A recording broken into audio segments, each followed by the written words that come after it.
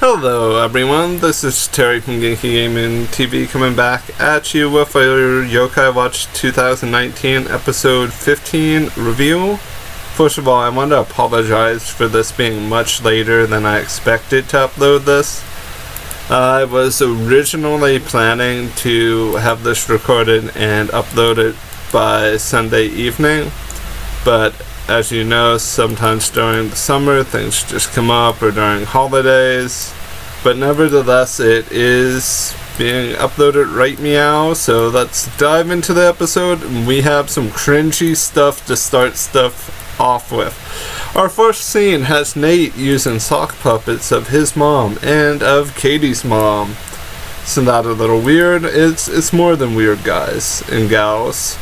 It is trippy to the point that I have no clue how Nate and Katie actually become a couple unless Nate gets a super good job in the future, which it may be a thing, but either that or he becomes a knight in shining armor. But nevertheless, the moms chatted out. Katie and Nate slowly head upstairs after Nate goes all super duper blushy to the max. I don't even think that is a correct phrasing, but you can tell Nate's really hesitating because he's super duper nervous. He wants Katie to notice him and to appreciate how awesome his room is.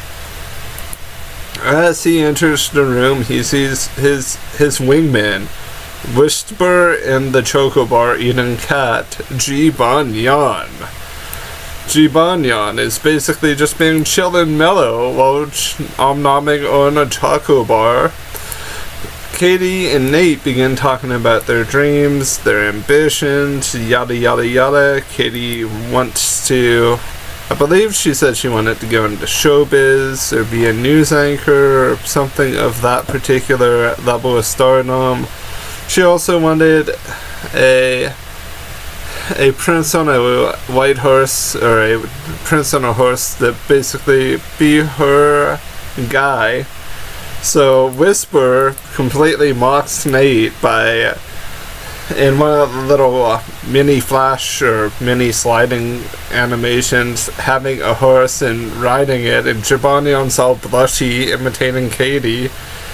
But things kind of transition on, and Nate says that he wants to be a baseball player, that's the dream, that he wants to play pro yaku, which is baseball.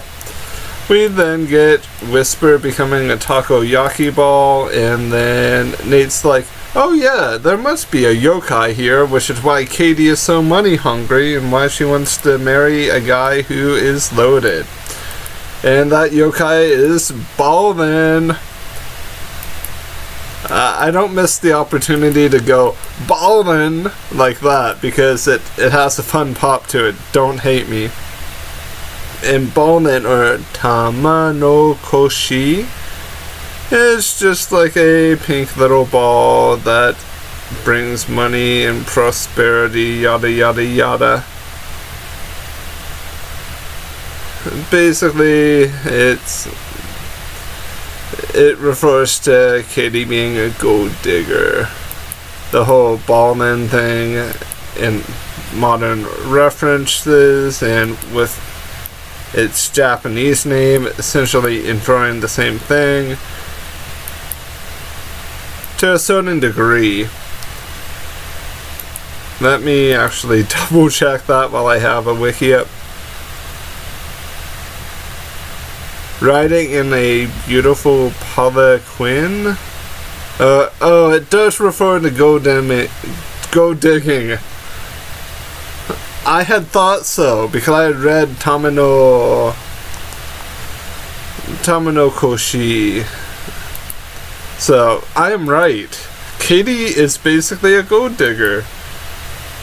And now my mind is blown even more. Now Nate wants to make a ton of money, and he thinks this yokai can help him, and he swears he wants to make a ton of money, and he even summons Jibanyan F to help him, and they try to capture Ballin, but they fail to capture Ballin, and then Ballin leaves with Katie and her mother, which leaves more questions than answers. Nate basically tries to jump onto Ballin to stand on Ballin, but then falls completely flat as Ballin leaves with Katie and Katie's mom. I also have to point out I really like Katie's mom's design. It's simple but yet kind of elegant at the same time. But that's besides the point.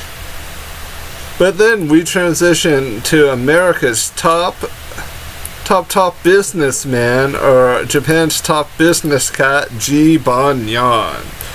And this is great. If we just get an episode of business time with Jibanyan and we get to see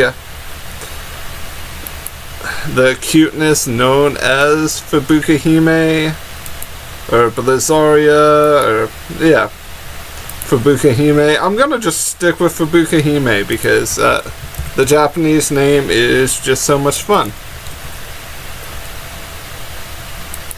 But that's besides the point, guys. And we get a "isn't he tiny" joke like every now and then within the segment. And Dan Doodle is like the boss. And Jibanyan is, I believe he was a Kacho, and I think Kacho is supervisor. I'm gonna double check on that. I know it sounds silly for me to say that. Kacho. It would help if I could type, guys. Like a section manager or a section chief.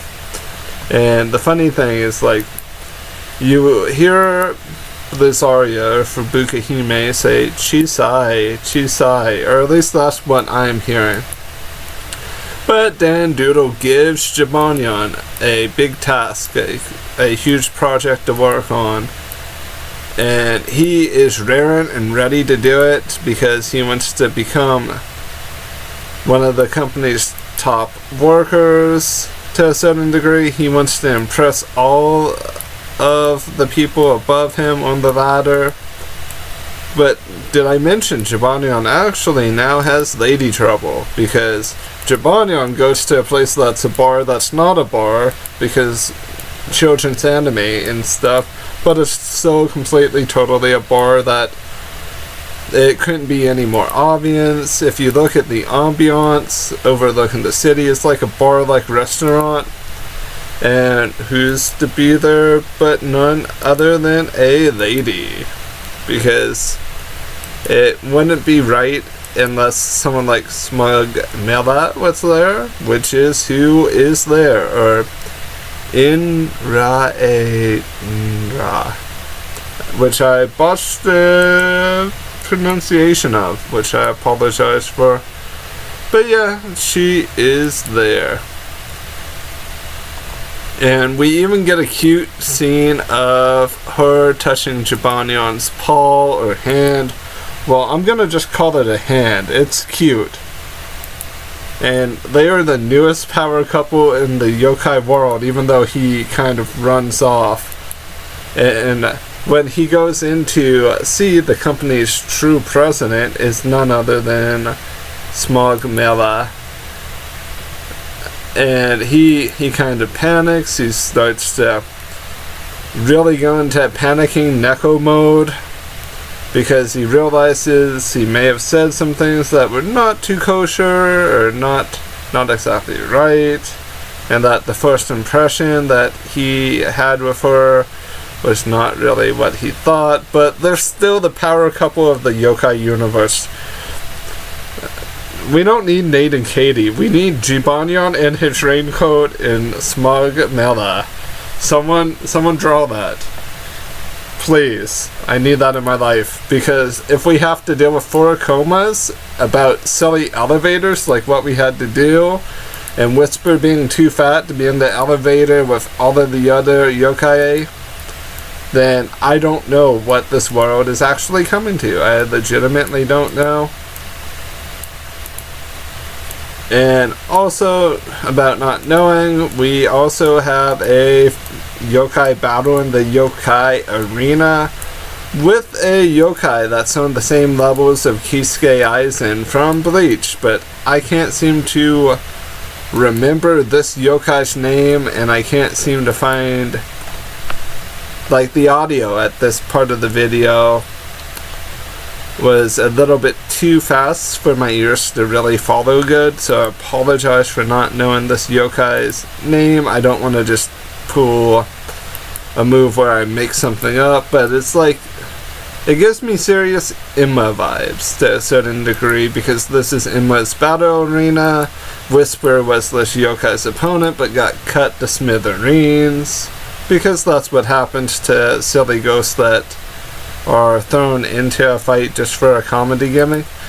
But the real challenger was actually our boy Tom Nyan.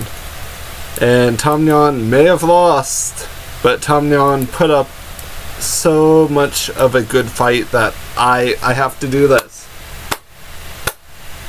I also apologize for your ears for that. And then Tom Nyan's partner, Jerry, steals the arc after tickling this yokai, which proves that this yokai might not be as big of a threat as what I thought. That's it for this review of episode 15 of Yokai Watch 2019. As always, a link to the episode is down below. If you care to do so, give me a like. It's not necessary, but it's just a little bit of an extra thing that says, hey, you keep doing what you're doing. We're appreciative. Thank you all for your support as always. I'll see you in the next one. Bye bye.